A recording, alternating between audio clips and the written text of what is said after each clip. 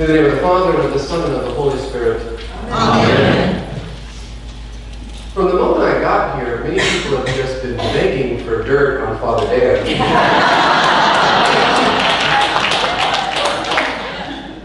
And in keeping with the finest traditions of the Episcopal Church and of the preaching on the gospel, I'll save that for coffee hour. There was a priest who was very eager to try to get as many young people into his church as possible. And so he tried to use various means and methods. He sent out mailers, put out a billboard, e-blasts and websites and all manner of things. And one day he found the perfect example of the kind of youthful person in their 20s that he wanted to show up to his church, and he was so happy. But he wanted to know what was the instrument, what was the tool that he had used to finally bring this person to church. And so he cornered them during the coffee hour and said, "I'm so happy that you're here. I want to get to know you, but what attracted you to us? Was it the wonderful website? Was it the YouTube video? Was it our Facebook page?" And he said, "Well, I'm new to that area. And I'm just trying to discover as many wonderful things as possible. And I just had to go inside. Why do you have a big T on your building?"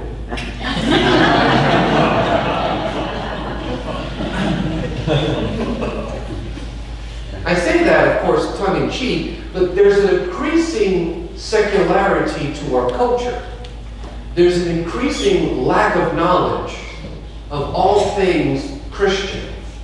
And that includes, in and of itself, the symbolism of the cross. In fact, there are many Christians who don't know exactly what the cross is and what it stands for. And of course, my personal favorite in the increasing secularism we have in the outside and within the church is when I see very famous people who have outwardly claimed that they have no connection to the church, they don't want anything to do with Christianity, to have these wonderful bejeweled crosses that they walk around with during their concerts. There's a disconnect that is forming. And if we're not careful, we could disconnect the cross and the power it represents from the symbol. So how do we avoid that? Because Christ today, in this gospel on the second Sunday of Lent, has told us that each one of us is supposed to pick up our cross, carry it, and follow him. But if you were to ask, as they say in the Episcopal Church, ask a group of 5 people their opinion, you'd get 6. So how do we avoid that disconnect? Well, I think we do 2 things. The first is we have to come to grips with what the cross actually means. What did it mean, first and foremost, to the people who first encountered it? And then what does it mean for us today?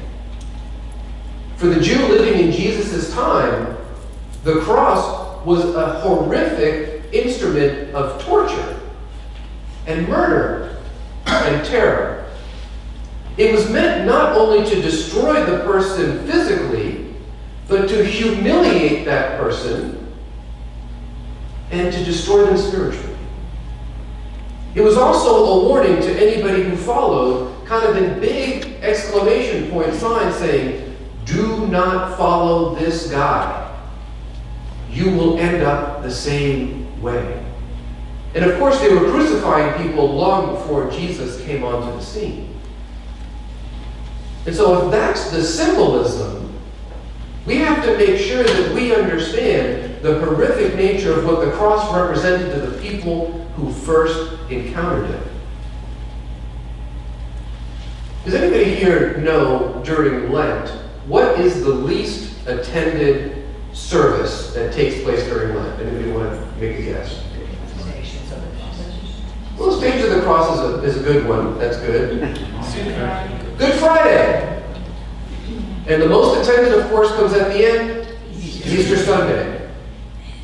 That is a perfect indication of where many people are, including myself. Because Good Friday is not a pleasant day. I still love to hear the song that we play every year at my parish, "Were You There?" You know, it's a powerful, powerful hymn. But on the Stations of the Cross and on Good Friday, we are forced to stare at the crucifixion face to face. It's why nobody likes to watch the Passion of the Christ more than once. When we see what Christ has endured on the cross for us, it turns our stomach. It scars us. So we don't want to deal with that. As human beings, we naturally want to shy away from suffering.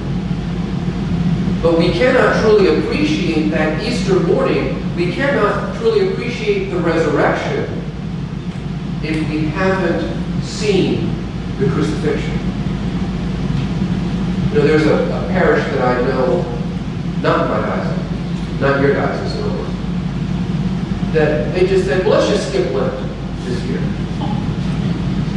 And I kind of leaned over to somebody and said, can you do that? And I said, of course we could skip Lent, but would our celebration on Easter morning feel as joyous? So we have to recognize the cross, we have to recognize what it represents. The second thing, though, is we have to acknowledge that the meaning of the cross was changed. What person in their right mind would walk around with an instrument of torture around their neck as a symbol? What person in their right mind would put it into icons and paintings and on tombstones if it still meant the same thing to those first people who were Christians? It's insane.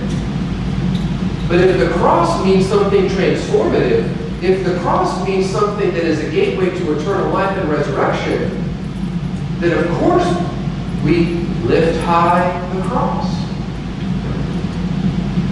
And so that's the second point, which is we have to acknowledge the transformative power of the cross. And that's what Jesus is trying to tell us today when he says, take up your cross, deny yourself, and follow me. He's inviting each one of us to be transformed. You know, just before Lent begins, on the last Sunday of the Epiphany, we had that wonderful reading of the Transfiguration, and Jesus goes up to the mountain with a couple of disciples, and he sees that hint of glory that's going to come after Calvary. And I think that's a sign of encouragement that the Father gives him. And so as we look ahead to that end of Lent, towards Easter, we can kind of glimpse in the distance and be encouraged because we know that the transformative nature of the cross is a new beginning. But let's be clear about what the cross is not. I'll counsel people sometimes when people walk up to me after I give a sermon like this and say, oh, Father, I know exactly what you're talking about carrying my cross. I have been married for 35 years.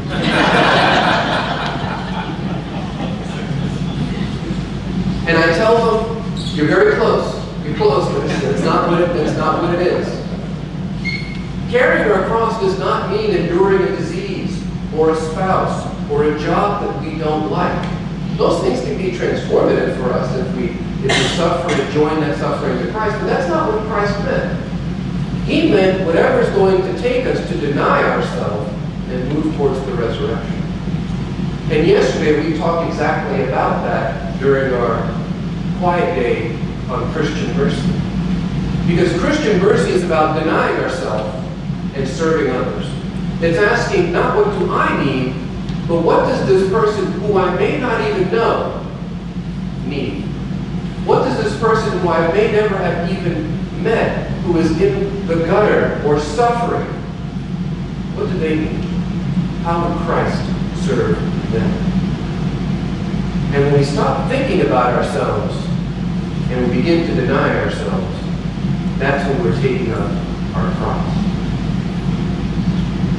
As we move forward, I want us all to be encouraged because it's the second Sunday of Lent. We still have time. If we haven't really begun our Lenten discipline, if we've kind of slacked off just a bit, I know that I sometimes fall into that. Somebody will ask me, what are you giving up? And I'm saying, I haven't figured it out yet. Maybe I'll just add something to my devotion instead of giving up chocolate.